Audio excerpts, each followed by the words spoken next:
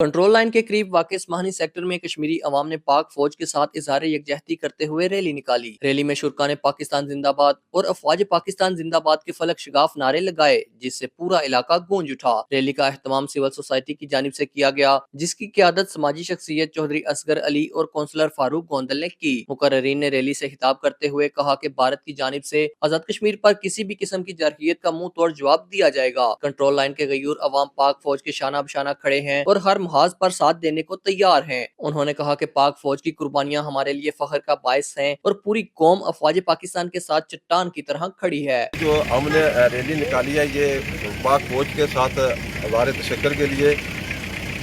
رائے صاحب آپ دیکھ رہے ہیں کہ یہاں کشمیر کے نوجوانوں کا جو جذبہ ہے وہ افواج کے پاکستان کے لیے دل و جان سے جذبہ ہے، وہ دل و جان سے عزت کرتے ہیں اور ہم اپنی فوج پر فخر کرتے ہیں۔ انشاءاللہ تعالی یہ جو ہمارا کشمیر ہے یہ ہم فوج کے ساتھ مل کر شانہ بشانہ فوج کے ساتھ کھڑے ہو کر انشاءاللہ اسی طرح ہم سری نگر میں یہ جھنڈا گاڑیں گے ماشاءاللہ۔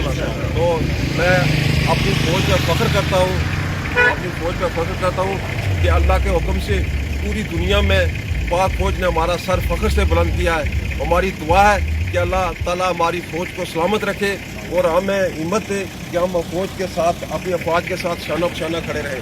میں جنرل عاصم منیر صاحب کو سلام پیش کرتا ہوں کہ ان کی سربراہی میں حوثی کو ٹھکانے لگایا ہے، تو اس پہ ہم اپنی افواج پاکستان کو سلام پیش کرتے ہیں۔ بنیان المرصوص کی کامیابی کے بعد ہمیں یہ یقین ہو چلا ہے کہ انشاءاللہ وہ دن دور نہیں جب ہمارا کشمیر بھی آزاد ہوگا اور انشاءاللہ ہم کشمیر کے ساتھ ساتھ فلسطین کو بھی آزاد کروائیں گے۔